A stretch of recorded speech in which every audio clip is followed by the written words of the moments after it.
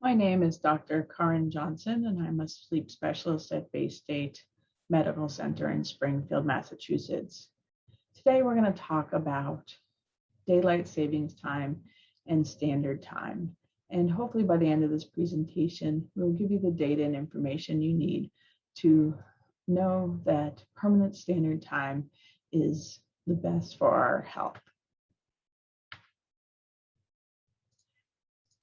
This presentation was put together in collaboration with Dr. Erik Herzog, myself, Dr. Elizabeth Klerman, and JP, the founder of Save Standard Time. We hope by the end of this talk, you will have the information you need to make the decision to support permanent standard time.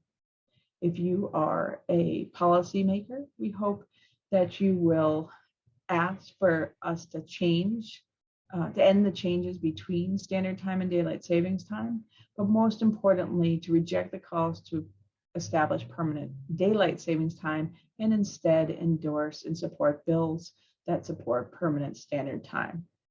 If you are a journalist, we encourage that more is written not just about the time change itself, but about the long-term effects of living on one time zone versus the other. If you are a healthcare provider or scientist, please encourage your medical and scientific communities to endorse permanent standard time, and other organization and community leaders as well. We encourage to endorse permanent standard time. And everyone else, it's really important to write to your politicians and policymakers to support this as well. There are many organizations that already support permanent standard time, including both scientific and medical, especially many of the sleep societies support permanent standard time, but also other areas such as the National Parents Teacher Association and the National Safety Council, and other areas, including the Association of Canadian Ergonomics, all endorse permanent standard time for many of the reasons that we will go into in this talk. We're going to cover first an introduction to what circadian rhythms are and why this is important, to the other issues below, including health, safety, crime, education, economy, energy, environment. And then we'll talk a little about where we stand in terms of the laws today. So first, for an introduction of circadian science. There are 3 clocks. The first is our social clock. This is what we live on, the time that is on our watch, phone, or computer. And then there is the sun time. This is the time that it actually is in the sky. So ideally, the sun is going to be overhead at noon when the social time is noon. And then finally, there's the circadian time, which is our own body clock time. And again, all 3 will be aligned if noon is when the sun is at the highest. Our time zones were designed to put the alignment at the midpoint of the standard time zone. Why this clock is important is because our circadian system controls many aspects of our body's physiology. It controls our sleep time and duration, controls hormones such as cortisol, melatonin, growth hormone, affects our heart and blood pressure function, our metabolism, including glucose control, affects our mood and alertness, which can affect both performance and safety, and affects judgment and risk assessment, among other things. And this time is, again, most set by our light exposure, especially from sunlight. Any circadian misalignment can occur when our body clock does not match with either social or sun time. So there are a number of different causes. People that do shift work or are experiencing jet lag or moving between time zones can have circadian misalignment. Being in daylight savings time can do this as well. And anytime there is misalignment from any cause, it affects our physiology. The amount of sleep we get is also important. Sleep loss, again, also affects our physiology. And there's many studies that show that being sleep deprived affects our overall health, our mental health, our alertness, again, affecting things like driving and performance at work and other places. It affects substance abuse with increased risks with sleep deprivation. We're more likely to do more risky behaviors and more violent behaviors if we're more sleep deprived. And when there's a combination of both circadian misalignment as well as sleep loss, these effects get amplified. We're going to move now on to understanding time zones. So time zones are defined by the amount of hours that they are offset from universal time, with Greenwich, England being basically at time zero. And each time zone is meant to be 1 hour in width, with the eastern and western edges being no more than 30 minutes misaligned from solar time. However, especially in the United States, because some parts of the country wanted to match time zones with others, especially many of the western edges of the time zone have been extended. And so that can lead to, even on standard time, those places on the western edges being up to about an hour misaligned from sun time. When we're on daylight savings time, these are shifted by even an additional hour from sun time. And so the western edges can be delayed about 2 hours behind instead of just the 1. And basically everyone else on the eastern edge is misaligned by an hour. So people think about flying, and typically when we fly, we adjust to our new time. However, changing time zones changing from standard time to daylight savings time is not like flying to the new time zone. When we fly, our sun exposure changes. And so that will then reset our circadian rhythm and move our body's clock along with the movement of the clock that's on our watch. However, with time change, we only are changing the clock, but we are not changing the relative position of the sun in the sky. And our bodies will not adjust. And one study that looked at this found that if we look at hormones, and specifically cortisol, which is one of our main circadian hormones, only shifts by 2 minutes with changing time changes and does not readjust. So we live on this permanent misalignment throughout the daylight savings time period. Another example of how sensitive our bodies are is a study that came out of Germany, and they looked for every 1 degree longitude difference, which is the equivalent of a 4 minutes time of change sun time. The midpoint of sleep moved linearly with that change. And so again, we don't need big time changes to have effects on our sleep. The other thing that time zone changes, and especially going to daylight savings time does, is it changes the time of the day that we get at light exposure. And light exposure that's increased in the evening moves our body's clocks even later than they already are. So that delays our body's melatonin, which we need to help sleep, and it leads us to stay up later. And then in the morning, especially if we aren't getting bright light, and if we've gotten that brighter light in the evening, it makes it harder to get up in the morning and increases our dependence on alarms. And this is going to worsen in the times of the year when it's darker outside. So studies of this that have looked at comparing the Eastern to Western time zones have estimated that being the equivalent of the 1 hour delayed with daylight savings time leads to about 19 minutes of average loss of sleep throughout the daylight savings time period. However, the effects are not even. If you have to get up by 7 a.m., whether it's for work or school, this leads to an average of 36 minutes per night loss. And we know that most Americans already have trouble getting up in the morning. Most need at least one alarm, and they don't like waking up to alarm. And if you need an alarm to wake up in time, it means you're not getting enough sleep in the sense of health, in the sense of being at your best and being the most productive, and at the sense of being safe, for example, in terms of having an increased risk of car accidents.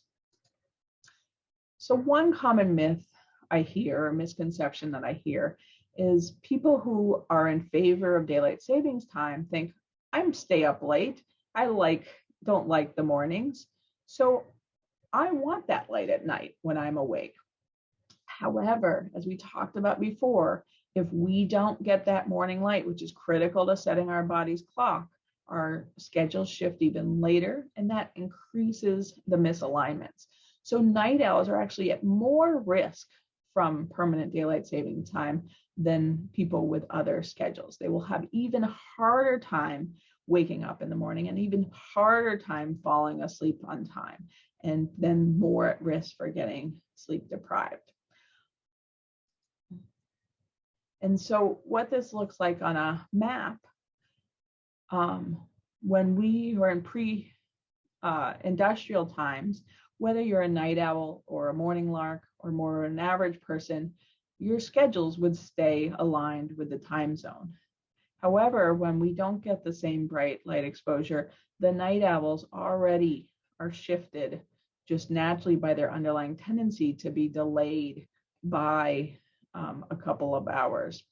And so similarly, if we're on daylight savings time, those night owls are already starting about 2 hours behind, and it will get even worse as you get that daylight savings time.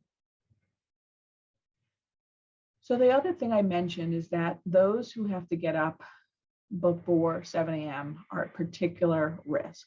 And this brings up the important concept of disparities. We know that there are sleep disparities in terms of the amount of sleep that people get between whites and non-whites and those with higher or lower social economic standing.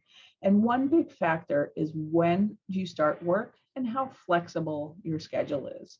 If you can sleep in later and not have to get up early, you're going to be less affected by these forced and abnormal misalignments between sun time and social time.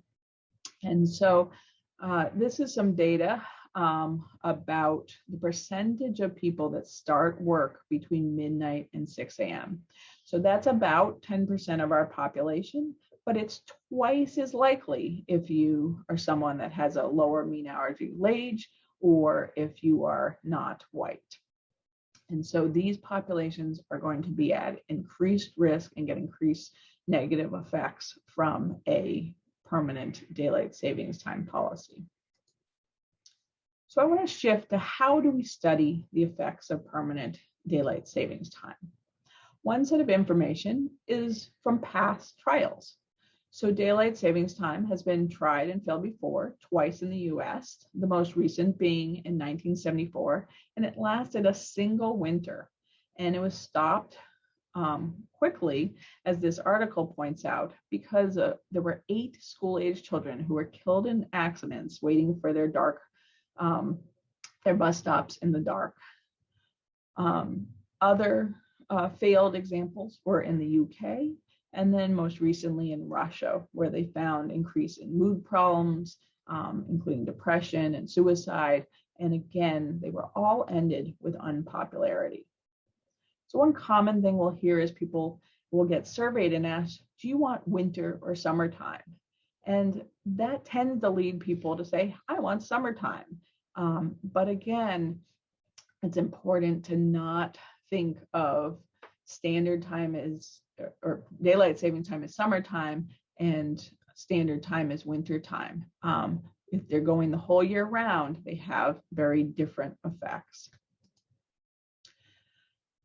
Another way to study is look at the places that aren't using daylight savings time. So Arizona and Hawaii opted out of permanent standard time since the 1960s, and Indiana used to be mostly on permanent standard time before 2007, when it switched to the switching daylight savings time pattern.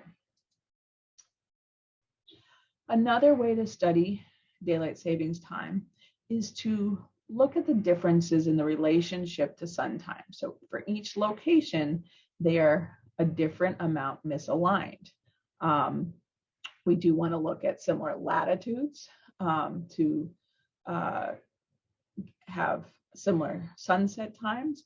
And we can look at the distance that a place is from the time zone meridian. So if you're on standard time, the center of the time zone is going to be when the sun time matches the social time. And the more west we are, the more misaligned we're going to be in a direction towards what is the equivalent of permanent daylight savings time. And we can look for gradients and changes in differences in whatever outcome we are studying by using these differences. And so again, within a time zone, the western end is going to be more the equivalent of daylight savings time, and especially the western ends that have been gerrymandered to over an hour of misalignment.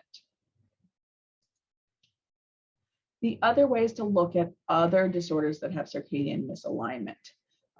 So there are people that tend to have a natural pattern where they sleep in late, whether it's because of things like shift work or because their natural more night owl schedule. And so there's something called social jet lag, which is the difference between sleep timing on work days and free days. And the larger the difference, the more circadian misalignment that there is. And so we can compare people who don't have social jet lag or people that have a large amount of social jet lag and use it as a proxy for what the effects are of circadian misalignment is. We can also ask people just in general, are you more of a morning or evening person? And for people that have strong preferences in one direction or other, we can compare those differences and to people that don't have a preference and look for what effect circadian misalignment may have. What we can't use is the studies that only look at the acute effects of what happens in the days or weeks around a time zone change. What they show us is that there are acute disruptions and sleep deprivation in those periods, but they don't tell us what the chronic lasting effects would be if we were to go on permanent daylight savings time or permanent standard time. So we're going to move on to health and review some of the data that uses these methods to give us information. So first, the transitions. We do not like transitioning, and we are all for ending time change. We know these transitions, especially in the spring when people tend to lose more sleep, are associated with increased cardiovascular mortality, including heart attack, strokes, atrial fibrillation, increased car accidents, emergency room visits, mood disturbances and suicide, medical errors, missed medical appointments, and more acute sleep loss. But again, as we discussed before, this does not tell us what being on either standard time or daylight savings time will do in the long run. It only tells us what making those acute changes does. Some of the data that point to permanent daylight saving time being chronically harmful is these studies that again compare the western edges of the gerrymandered time zones that are basically the equivalent of being on daylight savings time compared to the eastern edges being on standard time. So these studies have shown that the western edges have increased risk of cancer, obesity, metabolic abnormalities like diabetes, and later and shorter sleep.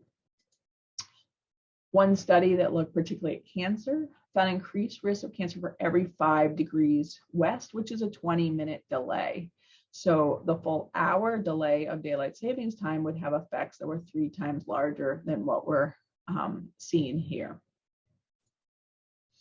Liver cancer similarly had differences with 21% increase in cancer for every 1 hour of misalignment from the center of the time zone. And they found that certain populations were at increased risk for cancer. And again, this may have to do with some of the sleep disparities that we talked about before.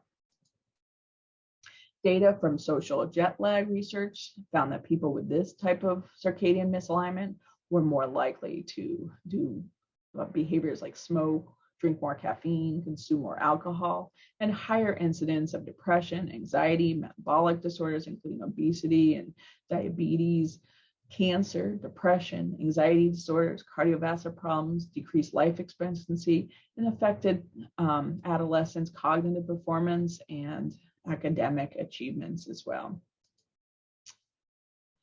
Specifically for obesity, those with social jet lag are more likely to be overweight and more likely to be obese. And so a 1 hour difference in social jet lag was associated with a 30% higher overweight and obesity prevalence.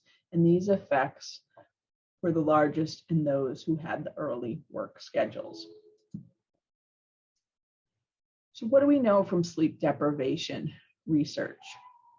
This is just a small number of points out of a large amount of research, but we know that there's increased cancer, obesity, increases in blood pressure, increases in heart disease, and dementia, increased risk of deaths. And then there are other issues like more medical errors and people working in the hospital, more car accidents. We know it affects the immune system, which is increasingly important as we go through a pandemic right now, and a lot of effects on the mood system as well. And with all these effects, CDC has considered sleep deprivation a national epidemic since 2014. And we know that being on daylight savings time increases the amount of sleep deprivation.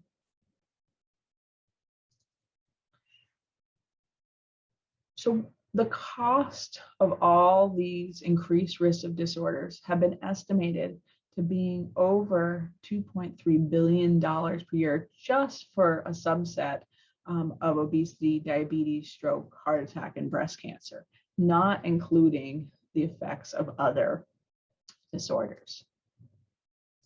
And again, it's not surprising that we see these health effects. We know that permanent daylight savings time delays the clock, makes it harder to fall asleep, harder to wake up. And we know that any disorder that causes circadian misalignment that we study, whether it's people with shift work or delayed sleep phase or other disorders, we find these similar effects with.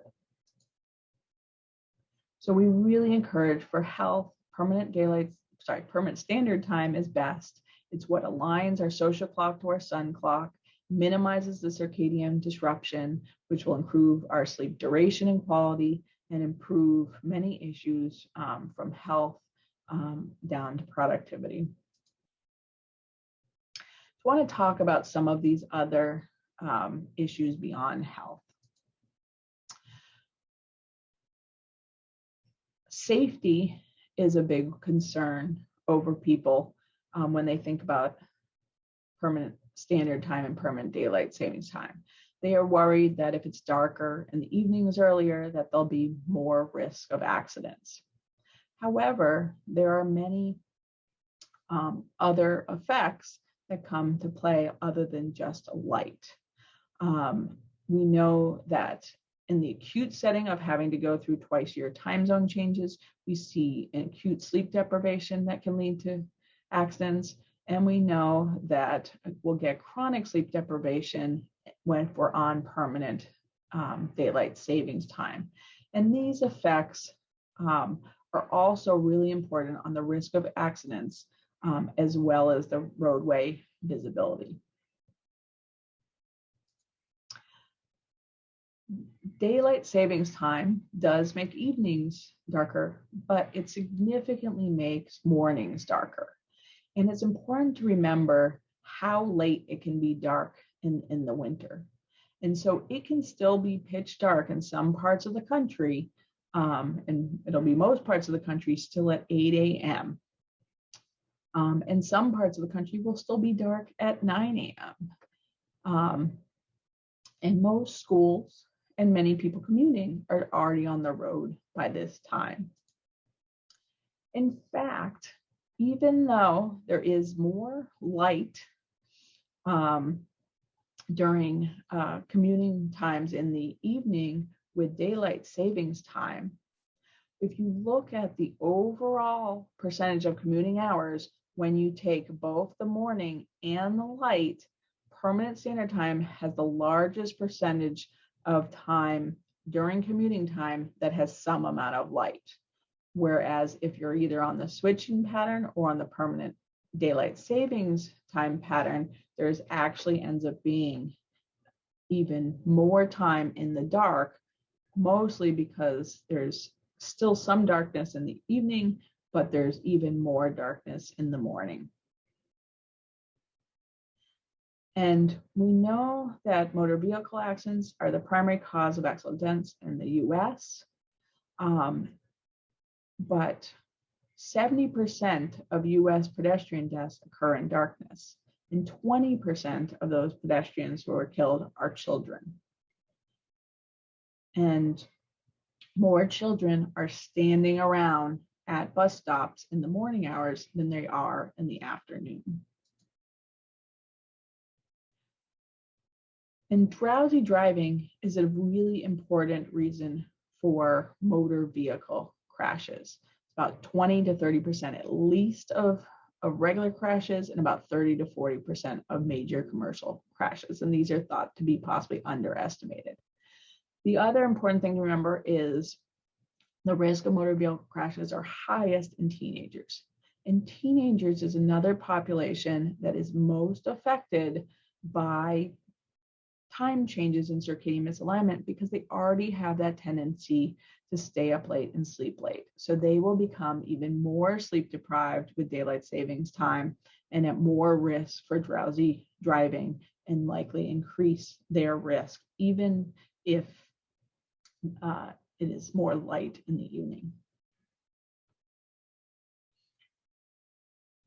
One study that showed what happened with traffic accidents around daylight savings time week did find an overall increase, but interestingly, it did see that the Western regions were more affected. So those who already had more circadian misalignment and thus more sleep deprivation were at increased risk than the Eastern regions. Moving on to crime. Crime is, again, another area that is commonly cited for why politicians think we should go to permanent daylight savings time. But they tend to all use a single study to make this claim. Rubio and others commonly claim that permanent daylight saving will reduce the number of robberies by 27%. This study that showed this had several problems. It said there was a 27% reduction in robberies during sunset hours, but it didn't consider all hours. It limited its look only at the days before and after daylight savings time, and it didn't consider the effects of the whole year. And it claims on light as being a factor, but the study actually didn't look at the light levels when crime occurred. They used an average sunset time over all the regions as opposed to local sunset times. And more importantly, what this data actually showed was that in the weeks before daylight savings time, there was a decrease, but then it started to increase before there was this very quick drop right on the day of daylight savings time change, but then it went back up. So overall, there was higher rate and a trend towards getting worse in daylight savings time than the period that was on standard time. Similarly, the murder rate that was happening during standard time was lower than what it was on permanent daylight savings time. But again, we really need full year data to know the full effect. So what data do we have? there is a website that's called Crime Data Explorer, and we can look up by county how much crime there is. And so one thing that we can find is that there are increases in crime throughout the daylight savings time period in basically every county. However, if you look up any of the Arizona or Hawaii counties, you don't see this. And so what this looks like is in these sort of winter months on either end, there's lower rates, and they go up in the months with standard time.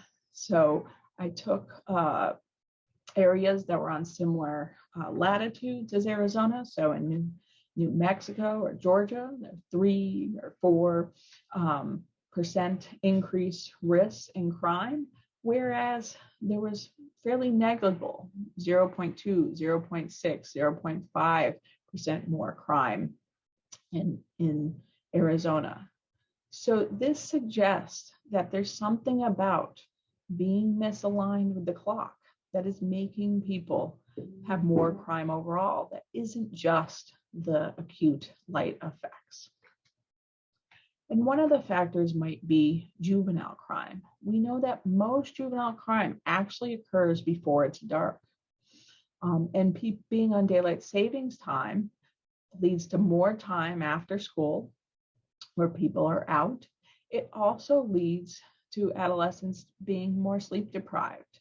And again, that teenage years is one of the most at-risk periods for people being more affected by a delayed circadian misalignment than other people. And so this leads to increases in risk-taking behavior, substance abuse, impairs their judgment and decision-making ability.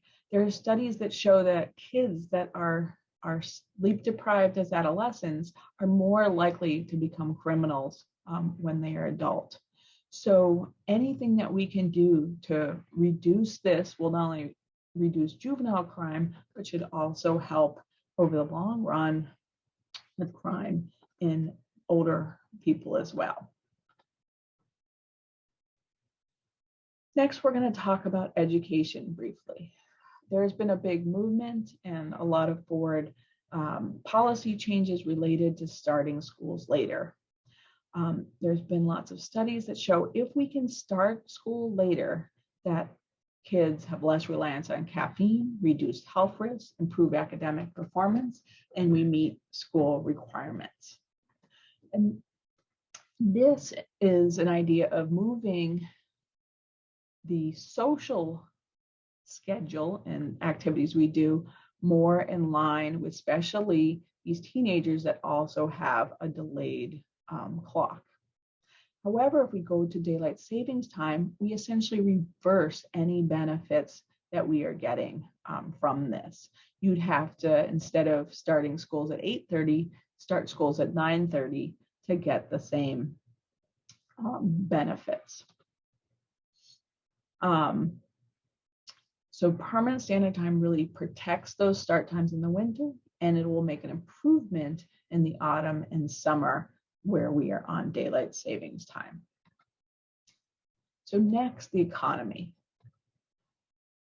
The studies that looked at comparing Eastern to Western time zones estimated that we can save the $2.3 billion in healthcare, but they also projected that the lost productivity from sleep-deprived people is worth over $600 million, and that $4 million and almost $500 would be spent on lost work days.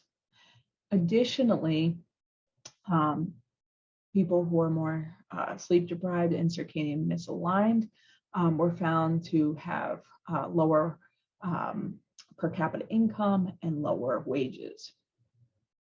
And so conversely, if we can get more sleep at night and be more aligned, and this was from some of the start school later studies, that we can increase productivity by more than a year of added education, and we can increase earnings by more than 6 months of added education.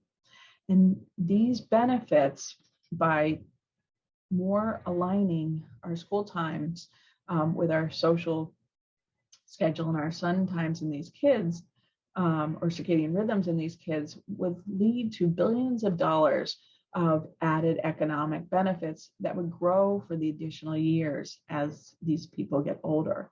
And this would be due not only to improved issues with health and obesity and suicide and mental health issues that weren't included in this could make those gains even more. So lastly, I want to talk about energy. Energy is one of the prime reasons why people say that we do daylight savings time. However, a lot of the data that suggested that permanent daylight savings time would be an energy saving measure is outdated. So one of the main studies was done by the US Department of Transportation in 1975 and cite that we would save about 1% of energy if we are on daylight savings time. And the problem is this study was done during the oil crisis. And as this article reports, there were a lot of confounding measures at that time. So for example, schools had to set their thermostats lower by 6 degrees, and hospitals and nursing homes had to set them lower by 10 degrees. And so these things really made the especially heating and cooling costs be underestimated. Additionally, since that time, air conditioning has become much more widely available. And so that has altered our electricity consumption. As well as light has become a cheaper source of energy. A second study that is commonly cited was a study that looked at what energy would be saved by extending daylight savings time for the 4-week period in November and March that eventually happened in 2007. And so this study estimated that there might be about 0.5% of savings per day, less savings in the southern states where there's more air conditioning, and that they had insufficient evidence to comment on other energy data such as gasoline consumption or traffic volume. However, the main problem of this study is they really only looked at the effects in that 4-week period. So the times a year when we need more heating and more cooling in the middle of the summer and the middle of the winter were not evaluated at all. Another study in California that was more recent in 2001 found that there was no estimated improvement in energy savings that varied from -2 to +1. Some more recent data suggests that we might actually save energy with permanent standard time. So when Indiana switched from permanent standard time to permanent daylight savings time, there was a great experiment to look at what happened to energy. And this study found that there was actually a 1% increase in residential electricity demand, and that it was mostly driven by heating and cooling, which makes sense. And that the greatest consumptions were seen in the late summer and autumn, and found even up to a 2 to 4% increase in the month of October. They estimated that Indiana households would be paying $9 million more per year since they switched to daylight savings time than they were when they're on standard time, and that this would lead to increased pollution. And thus, we also suggest the effects on climate change as well that will be seen with increased energy use.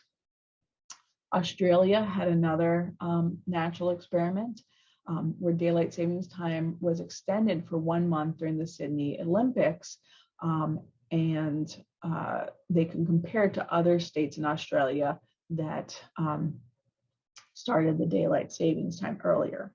And in the states that had increased daylight savings time compared to those that didn't, they found higher energy consumption, especially in the morning hours. Other studies from Japan do suggest that going to permanent daylight saving will reduce household lighting costs, and that those would happen most in the north in the times between April and September. However, they thought that there'd be an overall increase in electricity consumption driven by heating and cooling. And so to make that a little bit more clear, let's look at how much energy is spent on these different things. So this is a little old in 2009, but 35% of energy, residential energy, is spent on appliances, electronics, and lighting, while 41% on heating and 6% on air conditioning. And as it gets hotter and we use more air conditioning, this percent is likely increasing. Also, it's important to remember that residential energy use is about 20% of energy, where transportation and other uses make even bigger amounts. And so while there may be benefits in one area like lighting, they can be way outweighed by heating and cooling, as well as transportation. And while there isn't good data that we can find on transportation, I would make the argument that people who are awake longer are more likely to be active in using energy than people that are sleeping. And we know that with daylight savings time and increased light in the evening, people are more likely to go out of their house and drive and go places. And so it makes sense that there would be an expectation for more gasoline use. In terms of the heating and cooling, why does it make a difference whether we're on one versus the other? So if we go from daylight savings time to standard time, we would save a little bit of evening heat on standard time. However, because it's colder in the mornings, if we're on daylight savings time, we have more time in the day that is cold that we need to heat, and thus the amount of energy we're going to use is even more.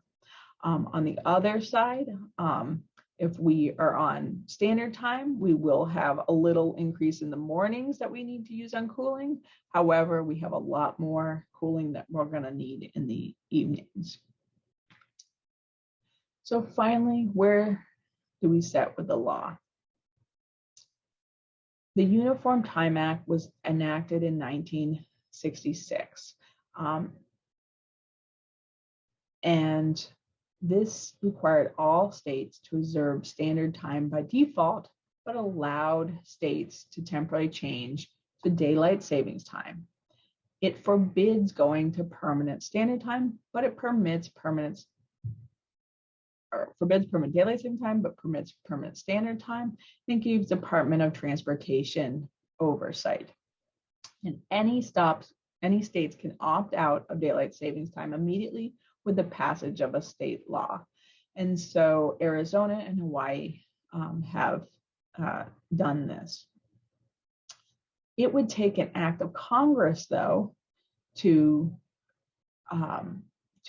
change the law to go to permanent daylight savings time. And again, Arizona and Hawaii, as well as the US territories, have opted out of this.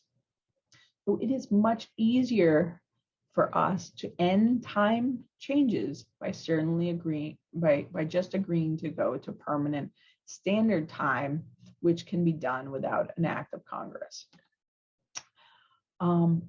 If you write to a senator about daylight savings time, you will typically get a form letter back that is often filled with incorrect evidence. Many cite the data about time change to support being on permanent daylight savings time. And hopefully, as we explain, this just is not true.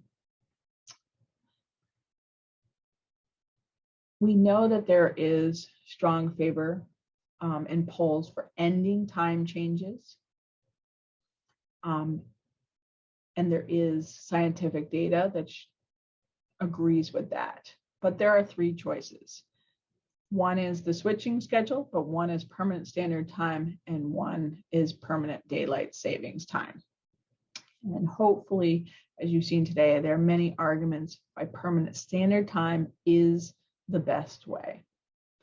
So I want to just reaffirm a few commonly asked questions. So daylight saving times, they make the days longer and the sunset later. But no, you're just changing where the clock is, but the days aren't any longer. The sun hasn't changed in the sky. And it's just an hour, so that doesn't have much effects. Hopefully, as we've shown, you see that even very small changes to our body's clock can lead to significant changes in the amount of sleep we lose, their circadian misalignment, and thus the health and other problems that happen with those small changes. And doesn't the additional morning sunlight exposure deprive sleep? No. Most of us already have to use alarms and sleep past sunrise without a problem.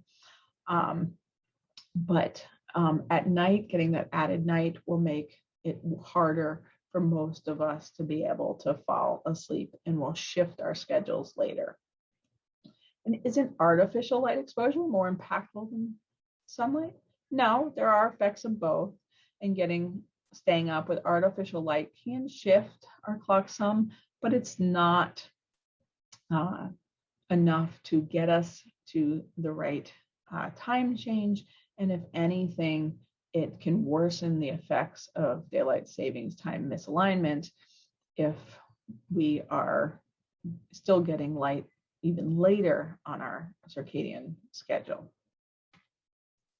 So again, we ask you to support permanent standard time.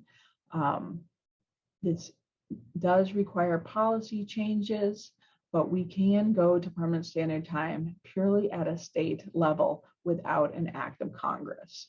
And it's important to get the word out that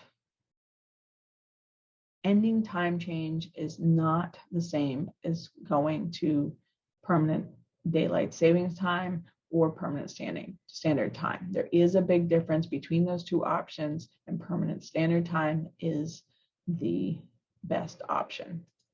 For more information, there is many resources on many of these sleep society sites, as well as from Safe Standard Time has a great collection of information that is out there. And so thank you for listening to the talk today.